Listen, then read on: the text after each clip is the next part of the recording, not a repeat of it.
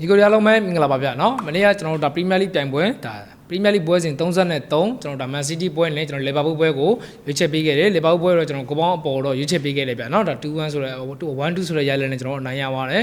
Man City ပွဲကိုလည်းကျွန်တော်ဒါလူတော်များများ Man City ကိုတော့သဘောကျတယ်ကြိုက်ကြတယ်လက်ရှိခြေစွမ်းအရဆိုရင် Man City ကိုပဲတော်တော်များများရွေးကြတယ်ဆိုတော့ကျွန်တော်ကတွေးတာ Bookie တွေကျွန်တော်တို့လွယ်လွယ်နဲ့ပေးပါမလားပေါ့ဒါပေမဲ့လည်းMan City ကတကယ်ကိုကောင်းခဲ့ပါတယ်မင်းညာเนาะဒါ2-1နဲ့ကျွန်တော်တို့အနိုင်ရပါတယ်အိမ်ကွင်းမှာအဲ့တော့တပွဲရောနဲ့ဆိုတော့ Arsenal နဲ့ကအမှတ်ကဘယ်လိုပြောမလဲအမှတ်2လို့တော့ပြောလို့ရနေရအနေထားဖြစ်တယ် Arsenal နဲ့နောက်ပွဲတွေမှာလုံးဝအမှားခံလို့မရတော့ဘူး Premier League ပြိုင်ပွဲတွေကထွေးပြင်းနေပို့ပြီးတော့ရာသီသိန်းကန်ကြီးလေးပို့ပြီးကြည့်ကောင်းလာလေးဖြစ်တယ်ဗျာเนาะအဲ့တော့ဒီနေ့မှာကျွန်တော်ဒါ Premier League ရဲ့လက်ကျန်ပွဲပေါ့เนาะလက်ကျန်ပွဲပဲလေးနဲ့ဒါဝမ်ဟန်ရဲ့ပွဲစဉ်ဖြစ်တယ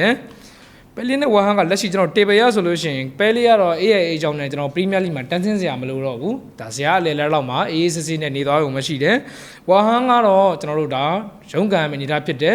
Tottenham Hotspur နဲ့လည်းကျွန်တော်တို့ကအမှတ်ကတတ်မှတ်ပဲကွာတာဆိုတော့เนาะအဆင့်19နဲ့18ဆိုတတ်မှတ်ပဲကွာတာဆိုတော့ဒီနေ့ပွဲဒီဝမ်ဟန်ကဟိုရေကုန်ခန်းကုန်ကံမဲ့ပွဲတစ်ပွဲလို့လည်းကျွန်တော်မြင်တယ်ဒါစပါးကလည်းကျွန်တော်တက်ဆင်းစုံနဲ့ရောက်နေဆိုတော့ပုံမင်းပြောရရင်ကျွန်တော်စပါးကိုတော့တမ်းမစင်းစေချင်ဘူးဗျာเนาะဘာလို့လဲဆိုလို့ရှိရင်ဒါ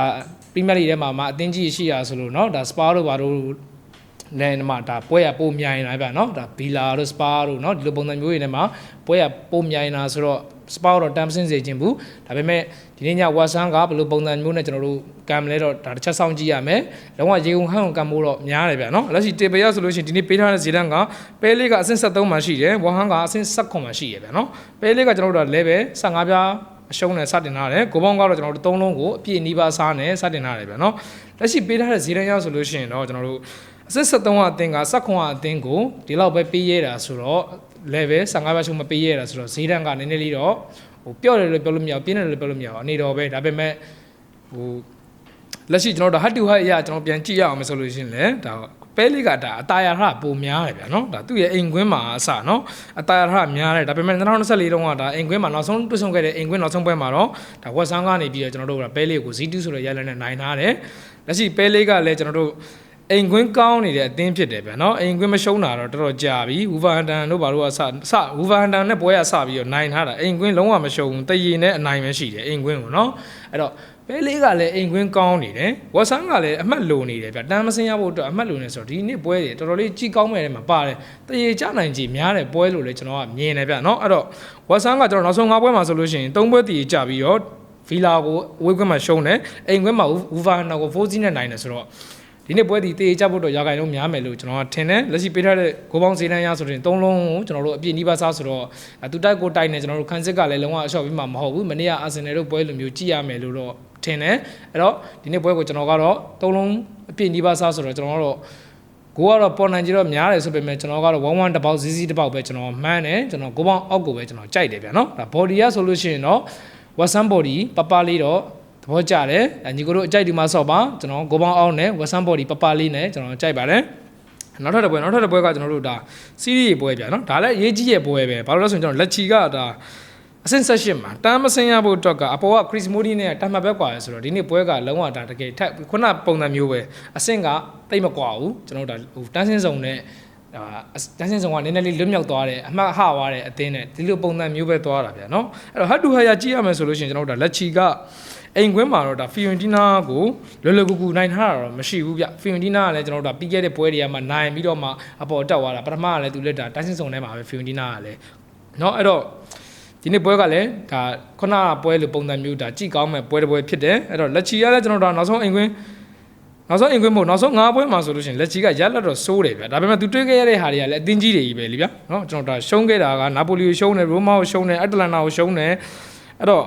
နောက်ဆုံး5ပွဲမှာ4ပွဲရှုံးပြီးတော့ Chris Mooney အသင်းနဲ့ဥစားနိုင်ထားတယ်ဗျာနော်ခုနပြောသလိုပဲဟိုဇယားအနေထားအရာပုံစံအနေထားရသည်လက်ချီကလည်းရေကုန်ခန်းကုန်ပြန်တိုက်ရမယ့်အနေထားဖြစ်တယ်ဖီနီနာကလည်းတက်ဆင်းဆောင်ကနေရုံထွက်ထားတဲ့အသင်းဖြစ်တဲ့အတွက်ကြောင့်ဒီနေ့ပွဲကလည်းတရေကြနိုင်ကြတော့နည်းနည်းလေးတော့များမယ်လို့ကျွန်တော်ထင်တယ်ဖီနီနာကတော့အခုလက်ရှိဒါနည်းနည်းလေးဘယ်လိုပြောရမလဲ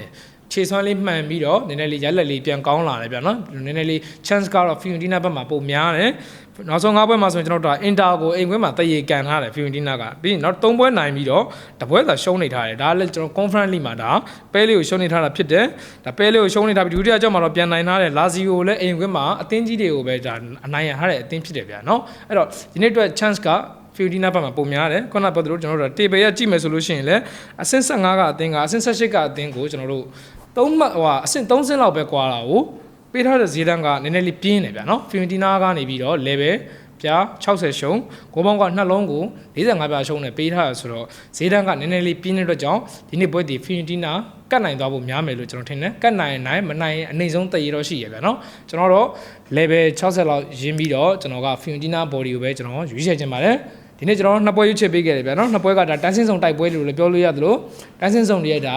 အဖြစ်တစ်ခုထွက်လာလိမ့်မယ်လို့လည်းထင်တယ်အဲ့တော့ဒီ Palace ပွဲမှာဆိုလို့ရှိရင်ကျွန်တော်ဂိုးပေါင်းအောက်ကိုအဓိကကြိုက်တယ် body ရဆိုလို့ရှိရင်တော့ဒါ one hand ကိုနည်းနည်းလေးတော့ကာစီ one hand body လေးတော့နည်းနည်းလေးကာစီခြင်းတယ်ဘာလို့လဲဆိုရင် one hand မယုံလို့မရတော့တဲ့အနေအထားဖြစ်တဲ့အတွက်ကြောင့်နောက်ထပ်ပွဲကတော့ကျွန်တော်ဒါ Fiorentina ပွဲဖြစ်တယ် Fiorentina ပွဲကိုတော့ကျွန်တော် Fiorentina body တစ်မျိုးတည်းပဲရွေးချယ်ခြင်းတယ်အကြိုက်တူတဲ့ညီကိုတွေဆော့ပါကျန်တဲ့ပွဲတွေတော့ကျွန်တော်ဒါပွဲတွေကဒီနေ့နဲပါတယ်မနေ့ကမှပွဲတွေကများလာဆိုတော့ဒီနေ့ရှိရပွဲလေးတွေတော့ကျွန်တော်ဒါမောင်းကတော့တပွဲကောင်းနေဖြစ် channel ထဲမှာပဲတင်ပေးမယ်အားလုံးကွက်လက်ပါအဆင်ပြေပါစေဗျာနော်